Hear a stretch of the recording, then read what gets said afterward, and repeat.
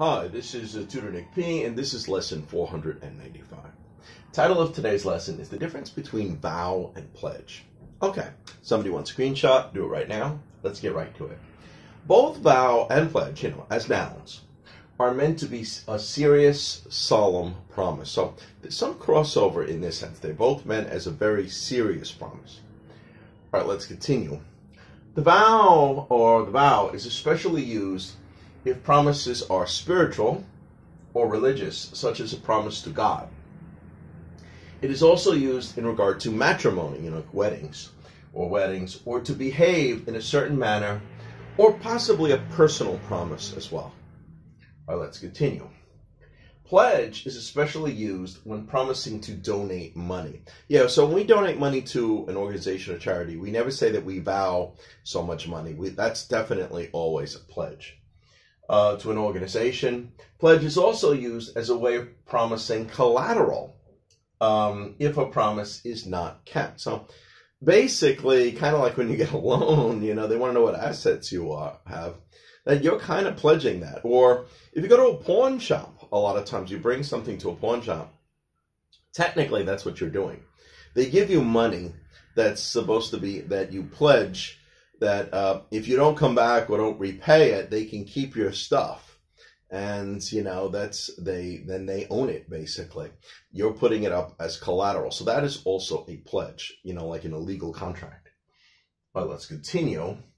Pledge is also used as a way of applying for membership to a fraternity or sorority. In college, you don't make vows to a fraternity or a sorority. You make pledges to them. So pledge is also used in this way. Pledge is also used when one country promises to help support another. Usually pledge is more common in this sense. Could you use vow? I vow to protect that country. Maybe the individual person, the individual president or leader might say vow, but generally we say that the country pledges to give their support. All right, let's continue. Pledge is used as a promise of one's honor or sense of duty to fulfill a contract with others. All right, so we'll cover all of these. We actually have 11 examples here, and we'll try to cover all these ideas in these examples. All right, let's continue. So she vowed to God that if her son survived this operation, she would become a vegetarian. So if you make a promise like this to God, it's a very serious promise. This would always vow. We never say you pledge to God. You always vow to God. All right. Catholic priests must take a vow of chastity. They're supposed to promise that they will not engage in any sort of, sexual relations or anything like that. So they make a vow. Okay, good.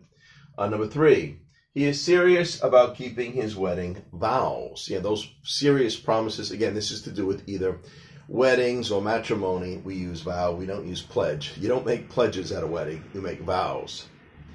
All right, number 4 here.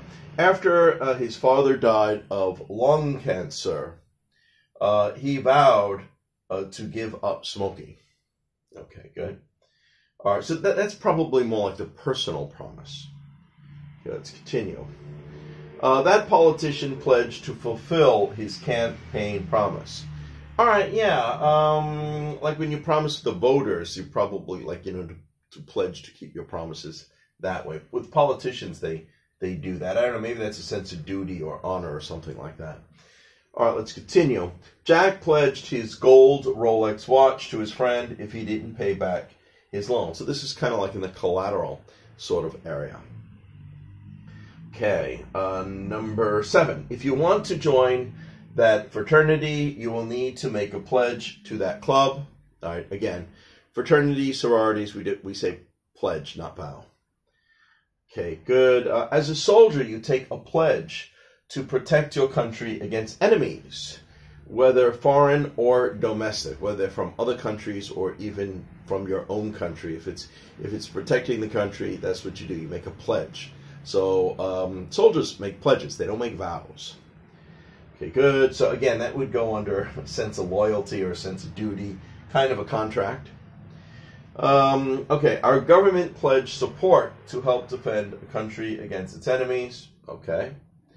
And number 10 here, Students used to be asked to pledge allegiance to the flag. Yeah, so when we were in grammar school, I don't know if they do this anymore. Maybe they don't do this anymore, but every morning before you start his class, students used to get up and used to hold his hand on his heart and say, I pledge allegiance to the flag, to the United States of America, and well, I could go on and on. But that's the point, is that you made a pledge like to the country, to protect the country, or, a serious promise in that sense. Okay, anyway, I hope you got it. I hope it's clear. I hope you got a better feel of when you might use pledge and when you might use vow. Thank you for your time. Bye-bye.